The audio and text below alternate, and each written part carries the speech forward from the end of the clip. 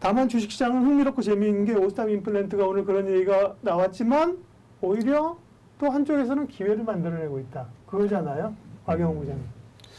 예, 오스템 임플란트 사실 퀘스천 마크가 많이 붙어요. 네. 사실 뭐 직원이 뭐 1,880억, 예, 1,880억을 횡령을 해서 뭐 잔액 증명서라든가 뭐 자금 수지 이런 것들을 문서 위조 방식으로 해서 뭐 개인의 은행이나 주식 계좌로 빼돌렸다고 하는데 1,800억을 그러니까요. 은행 쪽 말이에요? 이동시키잖아요. 오늘 석연치 않은 점이 예. 18억 8천만 원이었으면 이해가 되는데 그죠? 그것도 1,800억을 직원이 했다는 거는 뭔가 좀 선뜻 느끼진 않습니다. 금액 얼마 이상만 이체가 되거나 하면은 분명히 그 자금이 그 조사가 들어오거든요. 네. 그 원인이 들어와요. 근데 1,800억을 주식 계좌와 단순하게 은행 계정으로 이동시켜서 뭐 뭔가 투자를 했다. 그리고 또 그것도 좀 퀘스천 마크가 붙는 네. 거고. 그 직원이 그 돈 가지고서 또 주식 투자를 동진 세미캠을 왕창 그거 샀다가 그것도 진짜 이게 또 너무 퀘스천 마크가 재밌죠? 붙는 그게? 거예요. 또 손해를 보고 대부분을 팔았고 네 일부만 있는데 1% 뭐야, 남았다고 그치? 합니다. 네. 이게 지금 이런 사건의 전말이 좀 반드시 밝혀져야 될 것 네. 같고요. 더 이상의 우리 개인 투자자분들의 또 희생이 나서는 안 된다고 개인적으로 생각을 하고 있습니다. 맞아요. 자, 그럼 이거는 이제 현재까지 상황이고 위로밖에 안 되는 거니까 됐고, 그 다음에 어떻게 진행해야 될 건지에 대해서 한번 볼게요.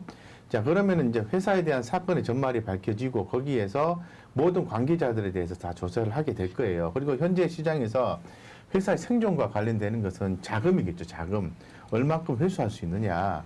예, 그래서, 일정 부분 손해를 봤다 하더라도 자금의 회수가 어느 정도까지 가능하다면은 재무적 안정성 이런 측면에서 대해서는 크게 문제는 안 일으킬 가능성이 있다라고 보는 거죠.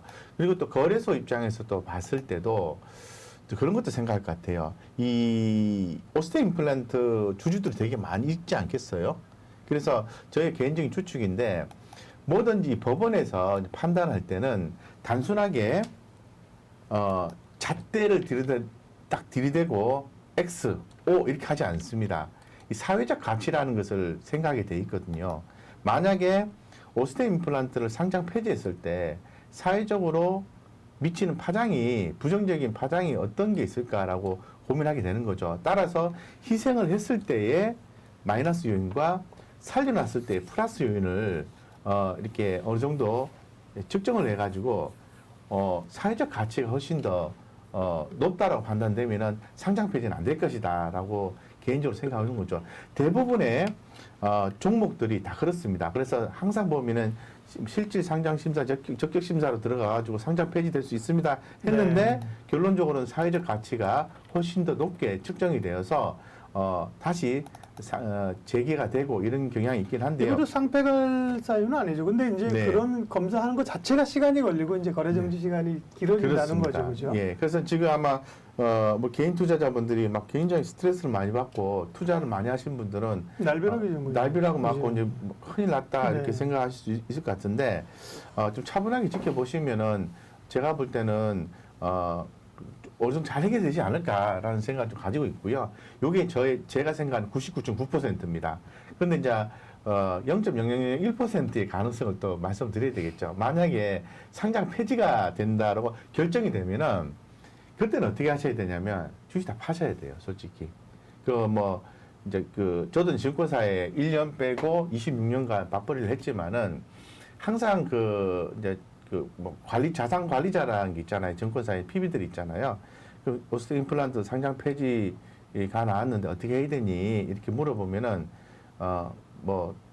대답을 잘 못해요. 그러면은 이제 고객이 얘기하는 거죠. 갖고 있어도 되지 않나? 이렇게 얘기를 해요. 그러면은 PB도 말을 붙여가지고, 예, 갖고 계시면 주주로서의 가치가 있고, 배당도 받을 수 있고, 뭐 그런 얘기 하거든요. 아니거든요. 가치일 수 있고, 배당도 받을 수 있지만, 다 감자되고, 다 뺏기고 이러면은 돈 남는 거 없어요. 그리고 언제 상장된 종목은 또 쉽게 상장되지도 않습니다. 재상장되는 것도 어렵고 된다 하더라도 다 감자되기 때문에 결국 큰 손해를 보기 때문에 0.00001%의 그런 케이스가 발생하면은 눈물을 먹고라도 다 정리를 해야 된다. 이렇게 말씀드리겠습니다. 두 가지 케이스로 말씀드리는데 저는 후자보다는 전자의 개념, 이 사회적인 파장을 생각해서 제가 볼 때는 사건의 전말이 잘 밝혀지고 해결이 되면은 어느 정도 시간이 지나게 되면은 원만하게 해결되지 않을까 이렇게 생각이 들고요.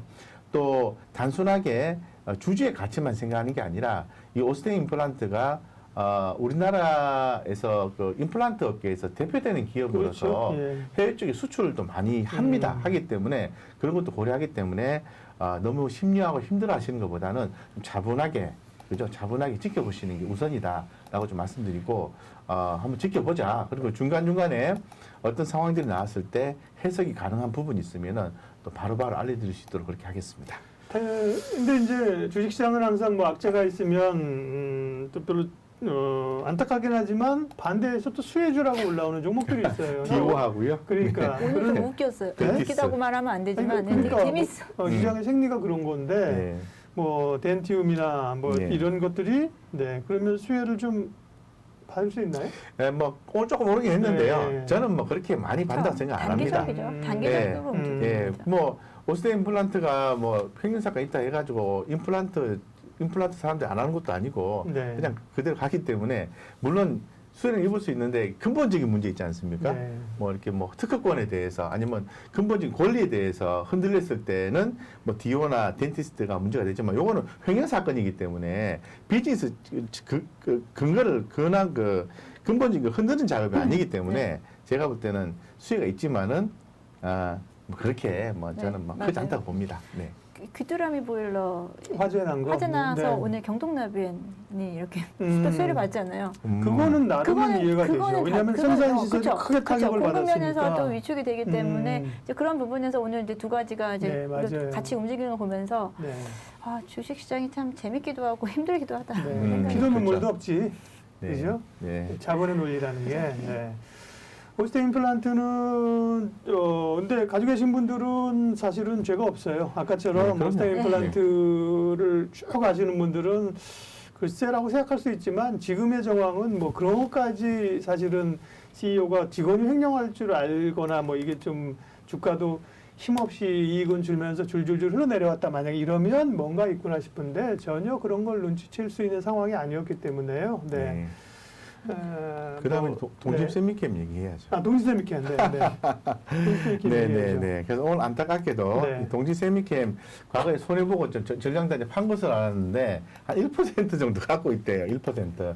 한 100억 좀 넘는 100억 좀 넘는 1% 꽤나 크긴 한데 제가 볼 때 요거는 매수액이에요. 요거는 동진 세미캠은 왜냐하면 요거 회수 작업이 어느 정도 끝나고 요 노이즈가 끝나면은 다시 올라오게 돼 있어요. 그래서 요거는 이 차트 한번 보고 말씀드릴게요.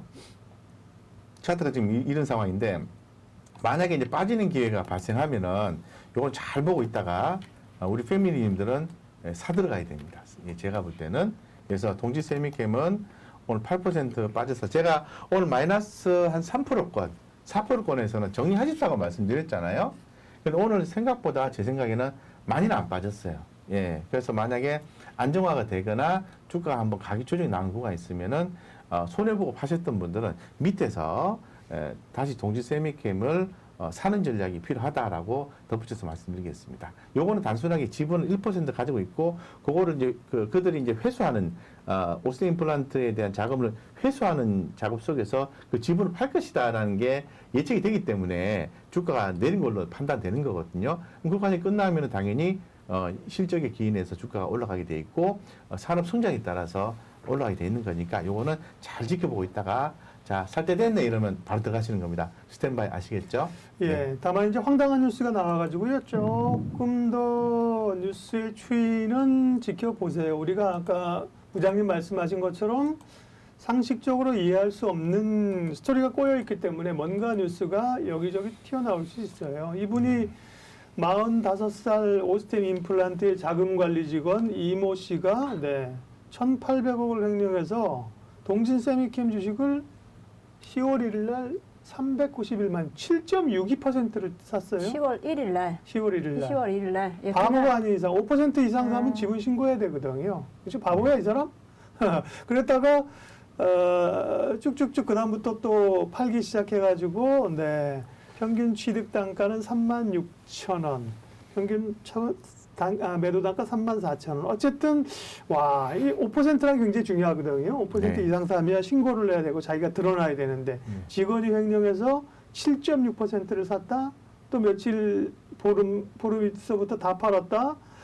금액이나 이 양쪽 회사 이게 스토리가 좀 있어요. 그래서 이해가 안 되죠. 그러면 예. 횡령했던 시기가 이제야 드러나는 거 10월 1일 전에 이미 다 있었던 그쵸. 게 이제야 드러났다는 거네요. 그 독립재미있게 7% 누가 샀냐 이러면 이제 뭐 네, 슈퍼게임이나 어쨌든 뭐 이런 우리가 정확히 나와야 알 수 되니까. 없으니까 네, 뭐 네. 소설이 되니까 네, 어쨌든 간에 소설이죠. 뭐 좀 두고 보고요.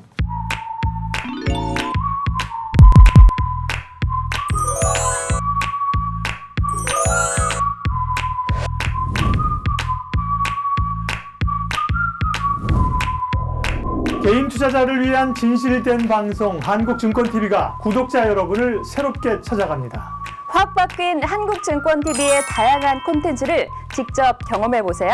한국증권TV에서 만나요.